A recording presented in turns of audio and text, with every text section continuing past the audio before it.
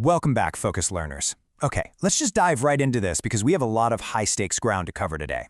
You are watching the ultimate masterclass explainer on the Cambridge AS and A-Level Arabic 9680 syllabus. Specifically, we're locking our focus onto Set Texts 2026, Section 1, Tarikh al Adab al Arabi, Volumes 1 and 4. Now, I know what you're thinking. The content is dense, the historical timelines are massive, and the examiner expectations are brutally rigorous. But do not panic. Today, we are going to architect a crystal-clear, step-by-step framework to dissect the most complex exam questions, manage your time metrics under extreme pressure, and explicitly map out exactly how to secure those top-tier A and A-star mark bands. We aren't just memorizing textbooks today. We are learning how to beat the test. And that brings us to a very painful truth, one that gets highlighted year after year by global principal examiner reports. Here's the question you need to ask yourself. Why do fully prepared students lose easy marks? Seriously, think about it. You might know Tarikh al Adab al Arabi Volume 1 and Volume 4 inside and out.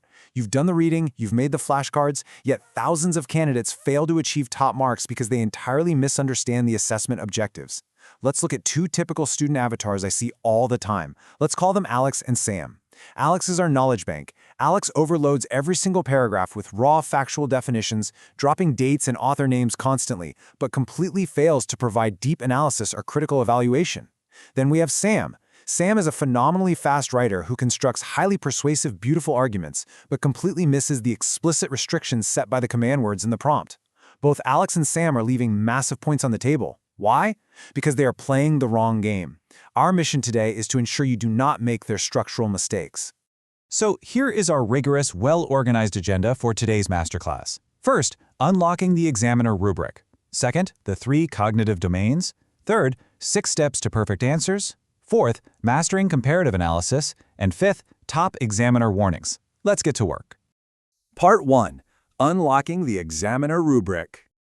Okay, this slide right here brilliantly illustrates our first core foundational concept, analytical depth versus superficial breadth. Listen closely because this is where the Cambridge marking framework separates the average students from the elite scholars. The assessment framework explicitly prioritizes deep, logical, structured reasoning over simply listing raw textbook data. Remember our student Alex? Alex thinks that listing every core principle, every historical event, and every definition from Tarikh al Adab al Arabi Volume 1 will automatically trigger points. But that's a trap. The rubric demands analytical depth. Merely regurgitating superficial facts without explaining exactly why those principles matter or how they influence the literature will permanently lock your score in the lower bands. It's not about how much you know, it's about what you can do with what you know.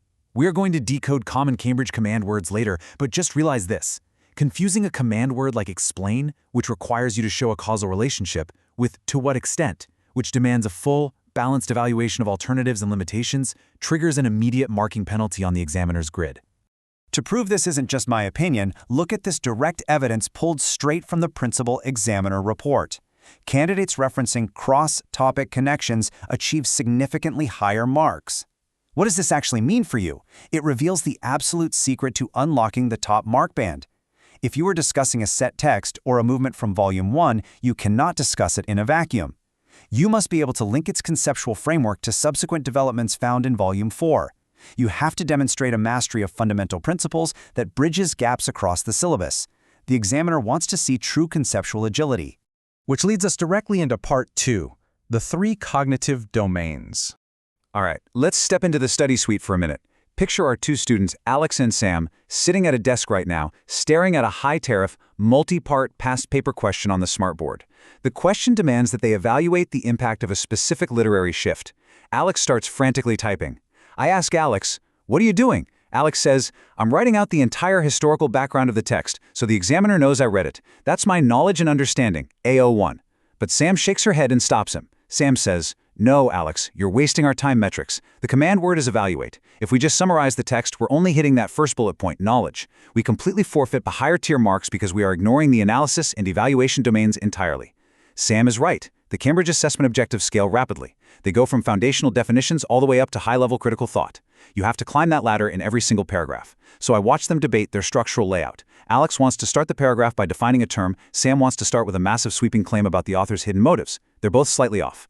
I step in and tell them, listen, you have to blend these. Your topic sentence needs to establish the knowledge, your middle sentences need to analyze how the text achieves its effect, and your final sentences must evaluate the significance of that effect against the broader literary landscape of Tarikh al Adab al Arabi.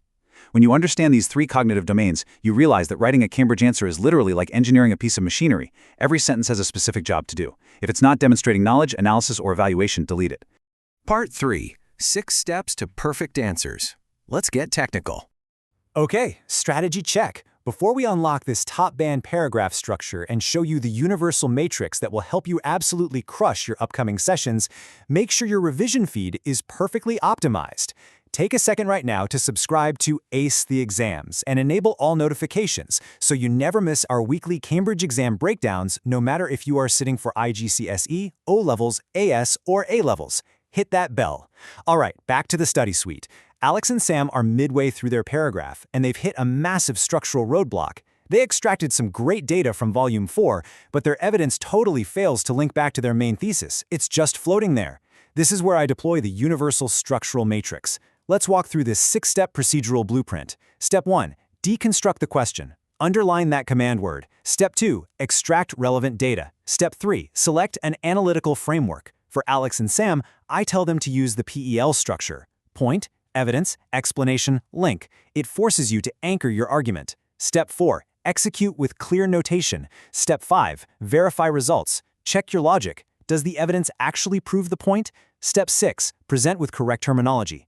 So Alex and Sam rewrite their text block out loud. Alex says, point. The text utilizes classical forms. Sam adds, evidence, as seen in Chapter 3's structural rhyming. Alex follows up, explanation. This demonstrates a reliance on historical continuity. And Sam finishes strong, link. Consequently, this limits the text's ability to introduce radical modernization, addressing the prompt's focus on literary evolution. Boom. That is a flawless, top-tier response block built entirely on this 6-step framework. And here is a massive examiner alert you absolutely must remember. Even if your final answer is wrong, method marks can save you. Look, under the extreme pressure of the clock, you might draw a slightly flawed evaluative conclusion. It happens. But students lose devastating, unrecoverable amounts of marks by not showing their working or their logical process. The method mark strategy is a lifesaver. It means marks are awarded for the process of execution. If you apply the relevant principles from the text, use the PEL framework, and execute your analysis clearly, the examiner can and will reward your logical progression. Never, ever hide your reasoning. Put your thought process on the page. Part 4. Mastering Comparative Analysis. Welcome to the Interactive Pause and Practice Visual Workshop. I am talking directly to you right now. I'm putting a virtual 60-second timer on the clock in your mind. This is Challenge 1, the Visual Data Scan. When you look at a comparative question for Section 1, your brain needs to instantly split into 2 columns. High-yielding comparative analysis absolutely requires identifying both similarities, as seen on the left side of our chart, and differences on the right. If the clock is ticking down and you spend 55 seconds writing about how Volume 1 and Volume 4 both address societal changes, your analysis is completely one-sided. You must use what we call comparative connectives. You need to write sentences like, while Volume 1 emphasizes established traditional principles, conversely, Volume 4 integrates highly alternative, modernized interpretations. You see that word conversely? That's your golden ticket. You must support each comparison with textual evidence. If your response lacks those comparative connectives, the examiner's grading grid instantly captures your score in the lower analysis band. You will never even smell the high-level evaluation marks without them. Time's up on Challenge 1. All right, moving to Challenge 2 in our workshop, Spot the Examiner Trap. Let's look at how to properly evaluate evidence. The Cambridge syllabus states that true evaluation requires identifying 4 things: limitations, assumptions made, alternative interpretations, and their effect on conclusions. Here is a medium-tier sample student paragraph. Listen closely and try to spot the trap.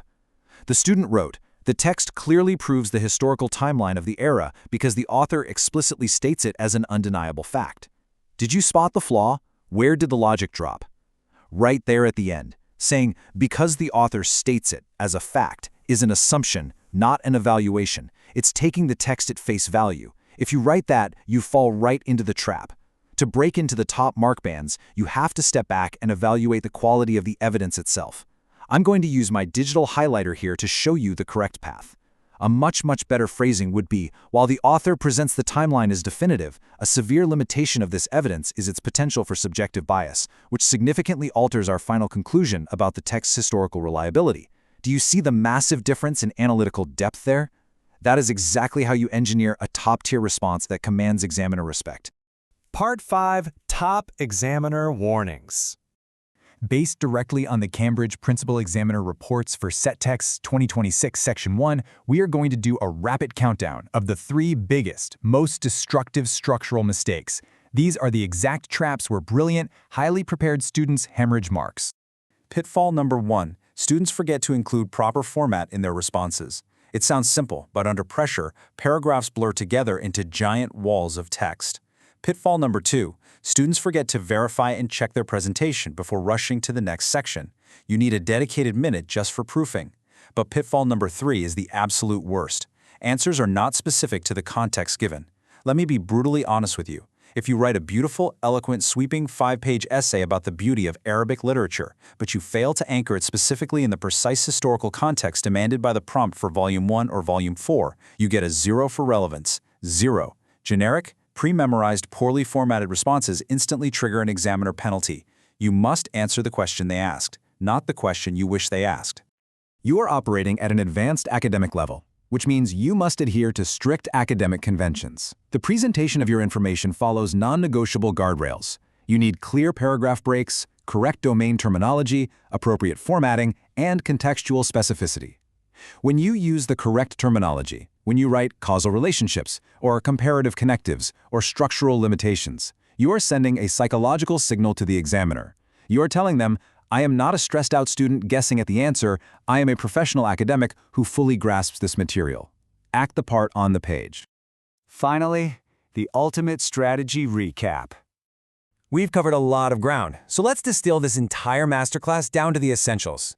This matrix on your screen is your post-writing compliance audit. I want you to literally memorize this table. Before you put your pen down, you run this mental checklist. First, the exam requirement for analytical depth. What is your compliance action? You check your paper to ensure you've explicitly made cross-topic connections between Volume 1 and Volume 4. Second, process execution. Did you follow the 6-step method and clearly show your logical working to guarantee those method marks? Third, comparative analysis. Did you explicitly state both similarities and differences using comparative connectives? If you only have one column, you aren't done.